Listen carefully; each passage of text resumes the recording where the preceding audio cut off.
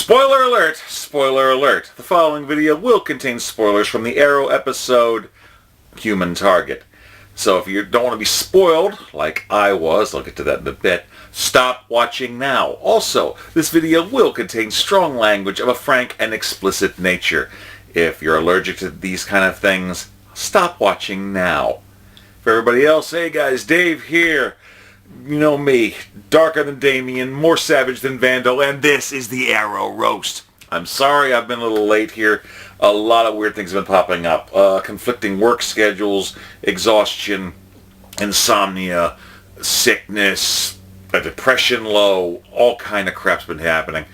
As you take a look at my last video, Suicide, Depression, and Election 2016, I had a lot to get off my chest.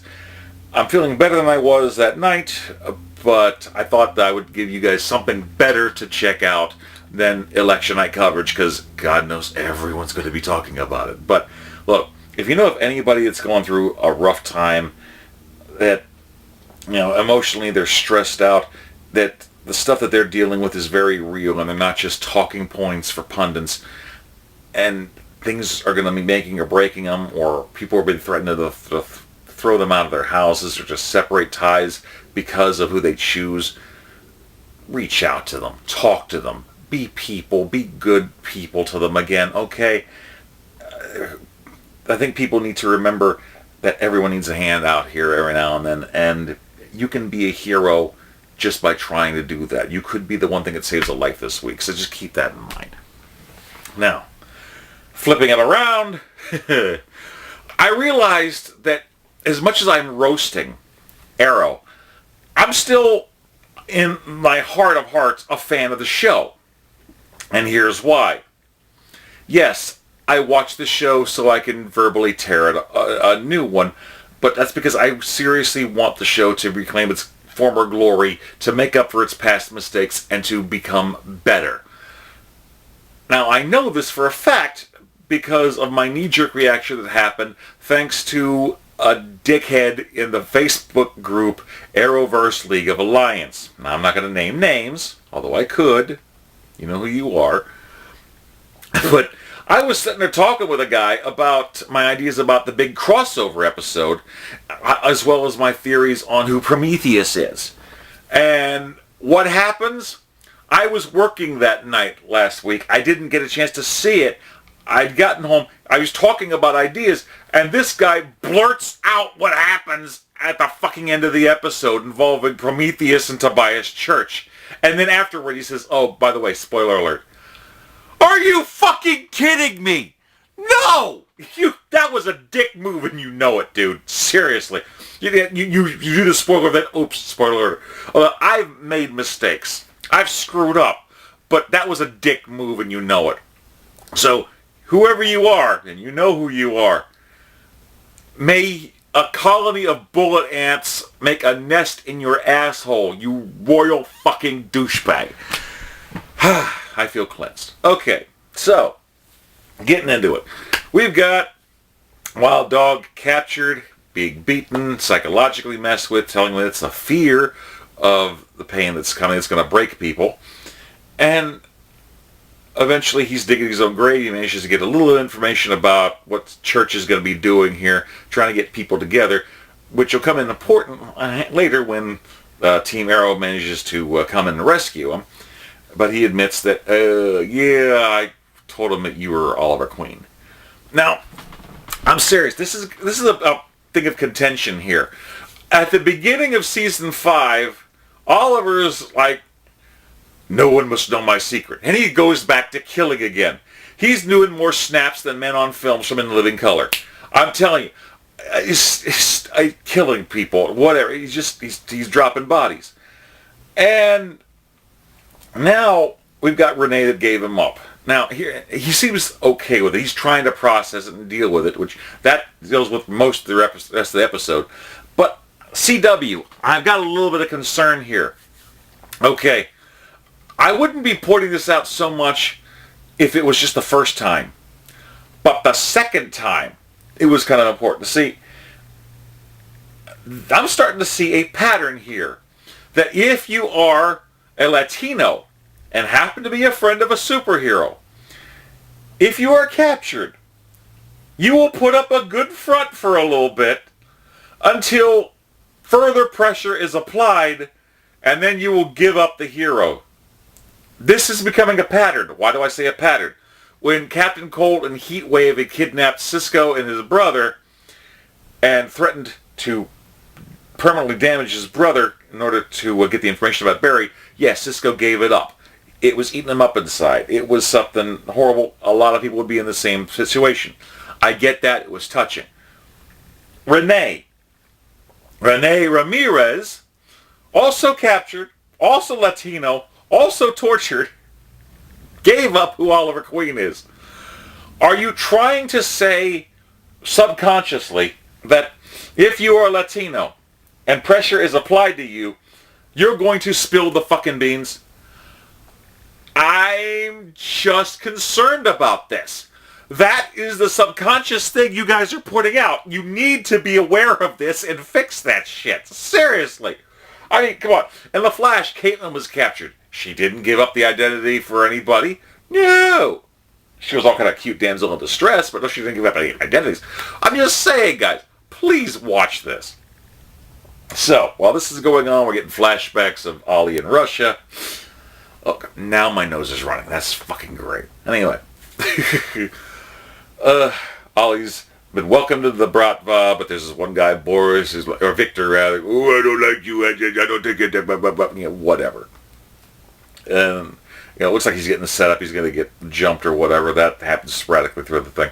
But now Oliver's trying to deal with what church is going to be doing. Diggle's back. He's trying to help debrief Renee, trying to help him get through the guilt of everything that's going on to try to figure out what's going on next. Diggle also says he happens to have a guy with this particular set of skills that would help him out. And this is where Christopher Chance, the human target, comes in.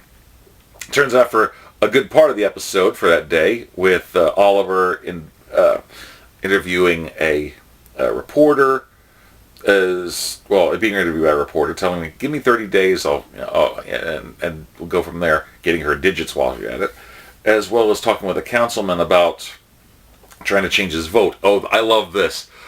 Yes, because Arrow's lost Laurel Lance. They're trying to make up for it by trying to get the same audience as Scandal. Yes, because nothing beats trying to take out a mob boss quite like the gripping drama of rezoning. What? For fuck's sake! I see where you guys are trying to go with it. I see where you're trying to do the whole thing, but it's just, it feels a little lacking. A little more than a little lacking. So anyway, while this is going on, Prometheus meets up with Church and says, look, you're not supposed to be messing with him. And he was actually going to take Church out. But here comes a guy in armor who manages to swat the blade out. And who's the voice of Prometheus this week? Michael Dorn, Worf from Deep Space Nine and Next Generation Star Trek. I think they're trying to have a little extra gravitas with it, and I haven't seen Michael Dorn in anything else lately, so Mike, it's good to hear you back on TV, but this isn't Deep Sleep 9. I don't think you can save this show. So, the arrow gets blocked by random super assassin number 37. We don't even get a name for the fucking guy. I had to look online on the IMDb to see who this mysterious super assassin guy was listed as. They called him Scimitar. I did a look for DC Comics named Scimitar. There's no one in DC Comics named Scimitar that I could find. All I found was a Marvel bad guy named Scimitar. Now I know that Wendy Miracle was not only an executive producer on Arrow, but also was for Agent Carter. And I think that Wendy and Mark Guggenheim have actually worked both on Marvel as well as DC. But, I'll get back to that going up in a bit too, because this is just the tip of the Marvel dick iceberg that I will be getting into. It is so fucking ridiculous. So, random assassin number 37 comes in, shoots what we thought was Oliver. He looks like he's dead. They're having a big thing. Oliver's now dead, whatever. So now that they believe the Green Arrow's out of the way, they can go ahead and do their thing. So that's when we get introduced to Christopher Chance, a.k.a. the Human Target, who's been on Fox and a couple other attempted series for a while now. I'm starting to think that with Constantine, now Human Target, they're turning Arrow into the DC Comics failed TV show version of the Antiques Roadshow. They're trying to bring in anything and everything that hasn't worked before and just trying anything they can to spice it up. Oh, God. It's just funny as hell. We also get to find out later that the Human Target actually had known Oliver back in Russia briefly when he disguised himself as Victor to help save Oliver's life from getting jumped and killed. It was just fucking convoluted as hell. So a guy that wanted Oliver dead is now dead thanks to the Human Target. He peels off this frickin' mask, throws it to Felicity. Felicity. Fucking Feifei. I know she wants to be Olicity. Olicity is no more. And then, in a moment of frickin' gallows humor, he puts the frickin' skin mask up and says, "You have failed this city." Looks like she's fucking Batman or something. What the fuck is it? Now here's the thing. I got a bad feeling about masks and helmets with Team Arrow. Because, Oliver's trying to push for Feifei to put on a mask for meeting the new recruits. I'm not sure if he's trying to create Black Feifei, but I think now with the whole weird mask thing, I think he's trying to get some eyes wide shut thing going on there with a... It wouldn't surprise me that once Renee is healed and wanting to be, hate fucked the guilt out of him for spilling the beans, that, he's going to put on his hockey mask. Oliver's going to put on his frickin' his black hockey night badger mask and just, go to town and say, "You see this? I'm the alpha male." I don't believe Oliver Queen is gay or bi, but if he did, was, I think he'd just be the most selfish, self-centered fucking lover I'd ever seen. I mean, it's all about him, He's got frickin' Renee behind him trying to, pump him behind him, do a reach around and say, "Do you want to fail this titty?" "No." "Why do you have to have the hood up?" "It's a splash guard." I don't know. It's like some eyes wide shut going on. I'm waiting for him to just pick somebody at random, like, "Get on the line." Holds up the mask. "What's this for?" "Put on the mask. I want to fuck myself." I don't know, man. It's weird mental imagery. So at this point, does that mean that Mr. Terrific's faceplate is essentially just a symbol that teabagging here? I don't know what that is. I'm still trying to figure out the fucking cornrows natural. Oh, and thank you so much for fans pointing it out that now other people have caught on to that and started making little memes about how does anyone have time to put their hair in cornrows before going out to fight crime. Thank you for that. I appreciate that. So, it's going down, a logical progression of the timeline. They're going to meet at a private airstrip. They're going to try to take these guys out. And they're thinking that, okay, Green Arrow is dead. And so, Church gets his forces consolidated. Spartan's joining the team. He's suited up. He's kicking ass and taking names. In his brand new helmet, half the team is fangirling over Spartan. He is a badass. I will give you this. However, remember that thing I was talking about a bang on Marvel's dick earlier? Here we go again. As I pointed out last week, now it looks like they've taken away Diggle's original helmet that makes him look like he's Magneto's bottom bitch, and they've given him a new one. I was going to start calling him Captain Shinstrap until I noticed something. The design of the helmet looked familiar, and then it hit me. Marvel's Avengers Assemble cartoon. It's a darkened version of Falcon's helmet and headgear. Okay, so the generic Super Assassin number 37 is a ripoff from a Marvel bad guy. They've disregarded the Magneto ripoff helmet for Spartan and replaced it with a ripoff helmet for Falcon. Now, Disney owns Marvel. Wendy Miracle has worked on Marvel shows. But look, whoever's designing the helmets, this is serious. whoever's designing Diggle's helmets, if you were riding Marvel's dick any harder, you would be Mickey Mouse's favorite new cum catcher. This is beating out Minnie Mouse, and she's wearing matching gloves, for fuck's sake. You guys are ripping Marvel off so fucking hard. I'm not even kidding. Check out Disney XD. Check out Avengers Assemble. Tell me that isn't the same design. And oh, God. So anyway, we got Church cornered by the Green Arrow. They have the big showdown. He gets finally taken down. He's like, oh, you haven't won anything. Bigger than badder's coming. And here comes Prometheus. So now Church is arrested. It was alluded to that he knows who Green Arrow was. Everyone knows that he ordered the hit for the mayor. So who knows that Green Arrow is Oliver Queen now? I don't understand this. He's alluding that only Church knows. So, that seems like some very powerful information.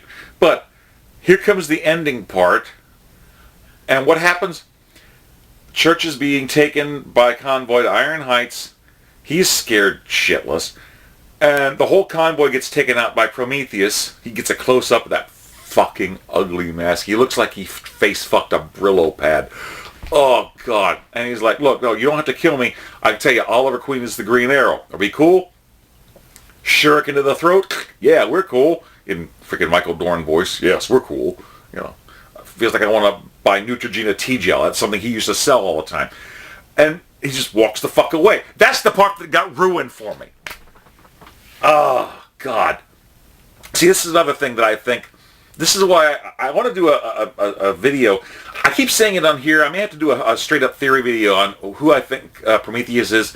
I think it's Tommy. I think it's Tommy Merlin, who was given a dose of Mirakuru. Now, here's the thing. Mirakuru had three different side effects. One, it could kill you. Two, it could give you powers, make you mentally unstable. Or three, it could warp and disfigure your bones. So that's the thing, guys. I think that he was given a dose, but instead of being mentally screwed over, it disfigured him, turning him monstrous. That's why he has to wear this fucked up mask. So, just my opinion. I could very well be wrong. I've been wrong before, but this season seems to be all about redemption, making up for past mistakes, and Prometheus is a past mistake of Oliver's. So that just seems like a big one to me. I'll be the first one to admit, I could be wrong. I could do another theory video later on thinking it may be somebody else, but right now my money's on Tommy fucking Merlin, and he looks fucked up. So, now we got Prometheus stepping in next week in the episode called So It Begins. So it begins. Of course, this also looks like it may be again the president-elect too, so I'm trying to stay out of politics. Oh, God, it is stressful enough. I don't need to be brought to tears anymore. So I just thought I'd give you guys something fun to watch to take your mind off of election night. And like I said, man, it's been crazy. I apologize for being a little late. I'm going to try to get another video out for Legends of Tomorrow review soon. But it's kind of been losing steam and almost boring me. I almost don't want to do a freaking review for it, and that's bad in and of itself. But I'll eke something out, even if I have to do it with my phone later. But yeah, so we've got possible face fucking fetish by Oliver Queen with wearing masks. We've got somebody over in DC on Marvel's dick for designing Diggle's helmet. We've got Prometheus, hate fucking Tobias Church in the neck with a shuriken. I don't know, man. It's just rough. So, what did you guys think of the episode, if you're even bothering to watch the damn thing? At least we didn't get to see Curtis out, natural to cornrows this week. He's going to sit down after he got backstabbed. So, I'm sure there's a gay joke in there somewhere, but I'm going to refrain. Anyway, that was what's going on from episode of Arrow. So what did you guys think? Until next time, Dave signing off. Take care. Peace. Yum yum.